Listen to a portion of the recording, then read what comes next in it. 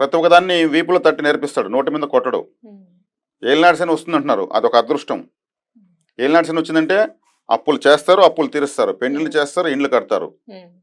అవమానాలు అంటే ఎట్లా ఉంటాయి, అగచాట్లు ఎలా ఉంటాయి, అజ్ఞాతవాసం ఎలా ఉంటుంది, అరణ్యవాసం ఎలా ఉంటుంది, అసలు వాళ్ళ విలువ వాళ్ళకి తెలియజేస్తాడు. ధనం మూలం ఇదం జగత్, డబ్బు ఉంటేనే విలువ, అది ఏలినాటి శనిలో తెలుస్తుంది. నేను చిన్నప్పటి నుంచి చూసేవాడిని, ఎంతోమంది విలేజెస్లో ఒక వ్యక్తి చనిపోతే ఆ భార్య ఏడుస్తూ ఉంటుంది. ఉన్నట్టుండి నువ్వు చేస్తే నేనంటే బతికేది, నువ్వు చస్తే నాకు బాధ లేదు, నువ్వు నాకేదైనా ఏర్పాటు చేసి వచ్చుంటే ఈ బాధ నాకు లేదని అర్థం. స్ట్రైట్గా చెప్పేస్తాం కదా ఆమె, ఉన్నట్టు నువ్వు చేస్తే నేనెట్లా బతికేది. నరజాతి సమస్తం పరపీడన పరాయణం, ప్రతి ఒక్కరు ఇంకొకరిని దోచుకోవడానికే ఉన్నారు, అందులో నటిస్తున్నారు నిజాయితీగా. కాబట్టి మనం దోచుకునే దానిలో నిజాయితీ ఉండాలి. నిజాయితీగా ఎంతైనా దోచుకోవచ్చు, అవతల వాళ్ళకి నష్టం కలగకుండా మనం దోచుకోవచ్చు. పూర్తిగా వాళ్ళు నాశనం చేసేసి దోచుకోవడం వల్ల ఏమవుతుంది, కర్మ పెరిగిపోతుంది. ఈ కర్మను ఎవరు ఊడుస్తారు?